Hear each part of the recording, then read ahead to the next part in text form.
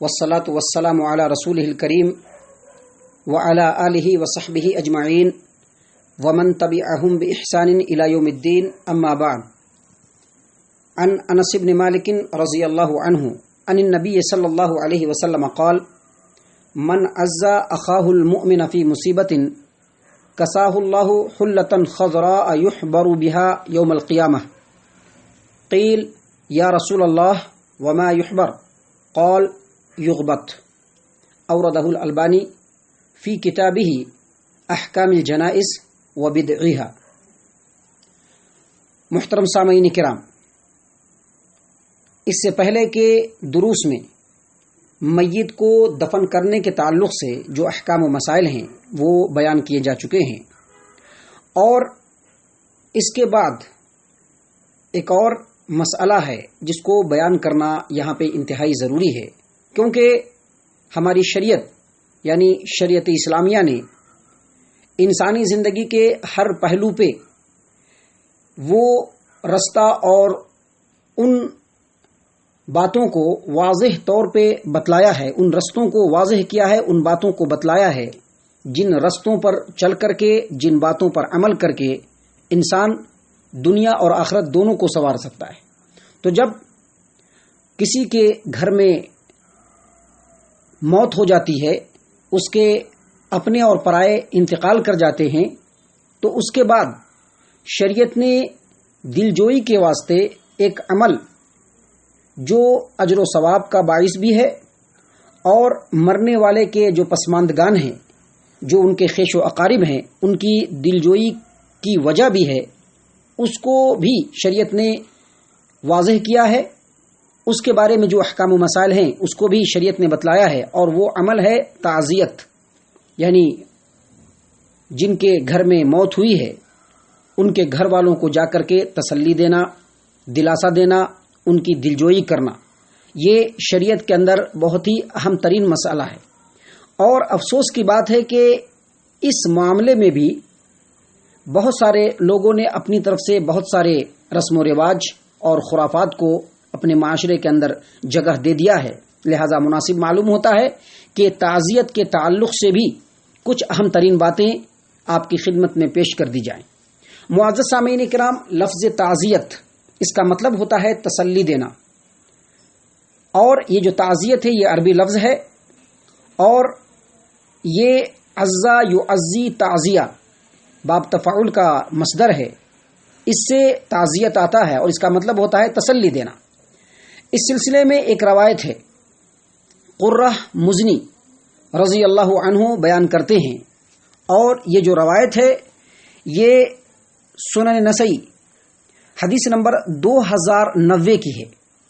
قرہ مزنی رضی اللہ عنہ روایت کرتے ہیں کہ نبی کریم صلی اللہ علیہ وسلم اکثر جب بیٹھتے تھے تو ان کے ساتھ کچھ صحابہ کرام بھی بیٹھتے تھے، اور جو لوگ نبی صلی اللہ علیہ وسلم کے ساتھ بیٹھتے تھے ان میں سے ایک صحابی تھے جن کا بچہ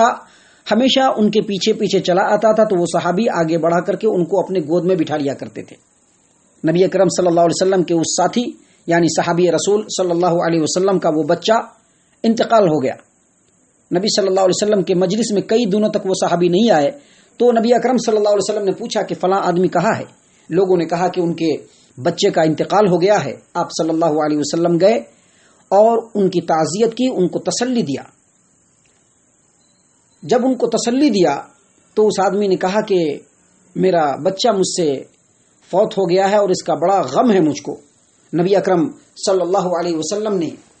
ان سے کہا کہ اے فلاں، تم دو چیزوں میں سے کون سی چیز پسند کرتے ہو؟ ایک یہ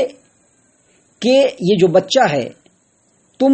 اس بچے کے ذریعے سے اپنی زندگی کو فائدہ پہنچاؤ اور اس کے ذریعے سے اپنی آنکھوں کو ٹھنڈک پہنچاؤ، یعنی وہ بچہ زندہ رہتا، تم کو آگے چل کر کے فائدہ پہنچاتا، تمہاری آنکھوں کی ٹھنڈک بنتا۔ تم اس بات کو پسند کرتے ہو یا اس بات کو پسند کرتے ہو کہ یہ بچہ تم سے پہلے جنت کے اندر چلا جائے، اور جب تم جنت کے اندر جاؤ تو جنت کے دروازوں میں سے ایک دروازہ یہی بچہ تمہارے لیے کھولے۔ اس آدمی نے کہا، اس صحابی رسول صلی اللہ علیہ وسلم نے کہا کہ اللہ کے رسول صلی اللہ علیہ وسلم، میں یہ پسند کرتا ہوں کہ میرا یہ بچہ مجھ سے پہلے جنت کے اندر چلا جائے اور جا کر کے میرے لیے جنت کا دروازہ کھولے۔ اس حدیث سے واضح طور پر یہ بات ثابت ہو جاتی ہے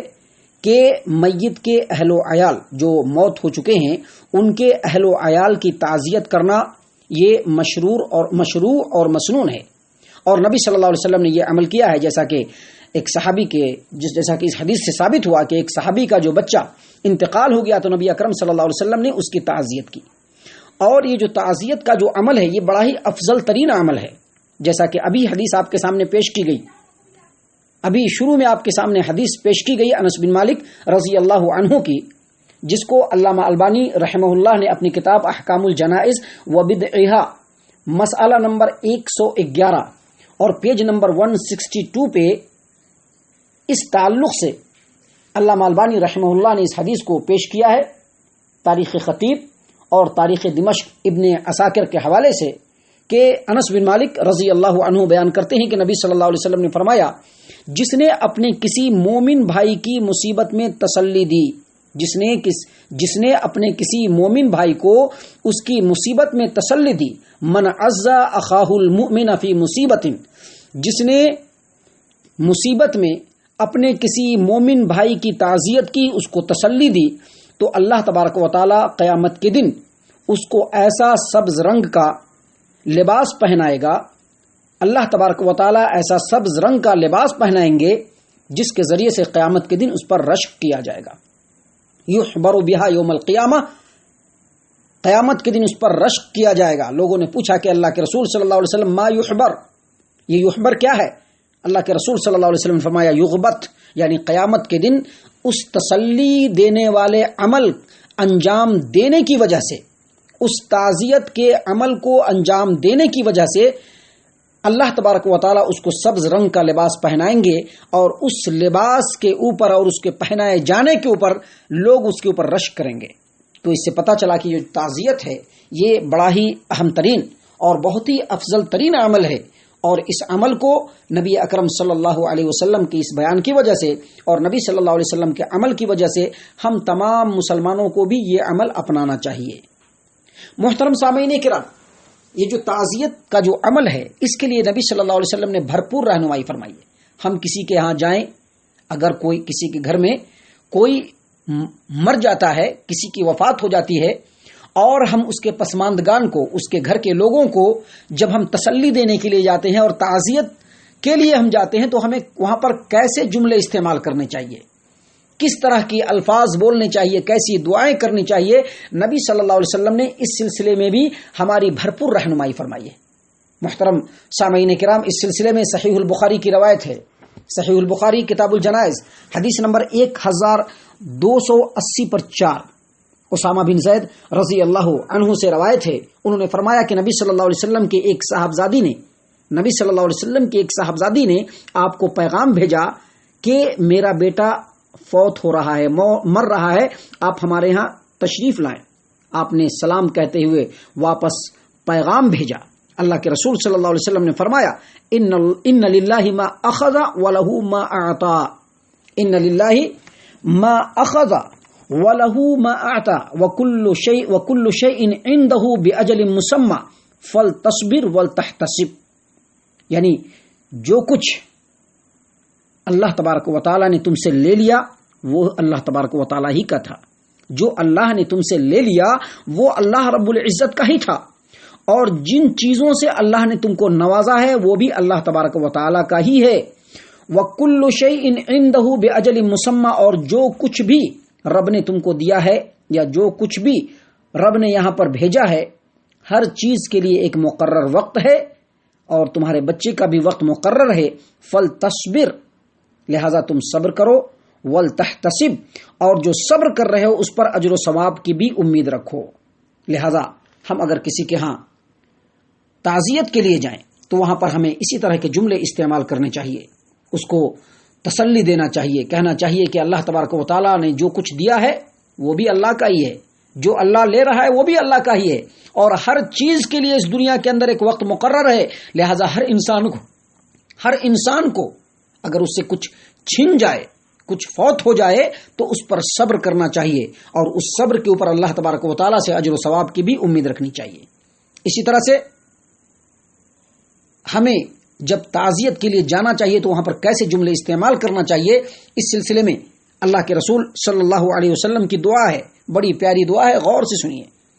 صحیح مسلم کتاب الجنائز، باب فی اغماز المیت والدعاء له اذا حضر، حدیث نمبر 920۔ اللہ کے رسول صلی اللہ علیہ وسلم ابو سلمہ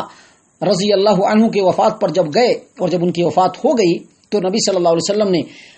تعزیت کے کلمات کس طرح سے استعمال کیے، ذرا غور کیجیے۔ اللہ کے رسول صلی اللہ علیہ وسلم نے ابو سلمہ کے حق میں دعا کرتے ہوئے کہا، اللہم اغفر لابی سلمہ، اے اللہ ابو سلمہ کی مغفرت فرما، وارفع درجته فی المہدیین، اے اللہ ہدایت یافتہ لوگوں میں، نیکوکار لوگوں میں ابو سلمہ کے درجات کو بلند فرما، وخلفہ فی عقبہ فی الغابرین، اے اللہ اس کے گھر کے اندر جو باقی بچے ان کے اہل و عیال ہیں، ان کی بیوی اور جو بچے ہیں اور ان کے جو دیگر رشتہ دار ہیں، اے اللہ ان کا تو نگہبان بن جا، اے اللہ تو ان کا سرپرست بن جا، وغفر لنا ولہ یا رب العالمین، اے تمام جہان کے پالنے والے، اے رب العالمین ہماری بھی مغفرت فرما اور ابو سلمہ کی بھی مغفرت فرما، وافسح لہ فی قبرہ، اے اللہ ابو سلمہ کے قبر کو کشادہ فرما، ان کے قبر میں کشادگی پیدا فرما، ونور لہ فیہ، اور اس کی قبر کو اللہ تو روشن کر دے۔ اور اسی طرح سے ایک اور روایت ہے جس کو شیخ البانی رحمہ اللہ نے اپنی کتاب الجنائز و بدعہا اور مسئلہ نمبر 112 پیج نمبر 165 پہ نقل کیا ہے کہ رسول اللہ صلی اللہ علیہ وسلم نے جعفر رضی اللہ عنہ کی تعزیت کرتے ہوئے ان کے بیٹے عبداللہ سے یوں کہا، اللہم اخلف جعفرا فی اہلی وبارک لعبداللہ فی صفقت یمینی، اے اللہ جعفر کے اہل و عیال میں اس کا جانشین بنا اور عبداللہ کے لیے اس کے داہنے ہاتھ کی تجارت میں برکت عطا فرما۔ گویا جب ہم کسی کی تعزیت کے لیے جائیں تو نبی صلی اللہ علیہ وسلم کی تعلیمات کی روشنی میں اس کو صبر کی تلقین کریں، جو کچھ فوت ہوا ہے اس کے بارے میں ان کو بتائیں اور سمجھائے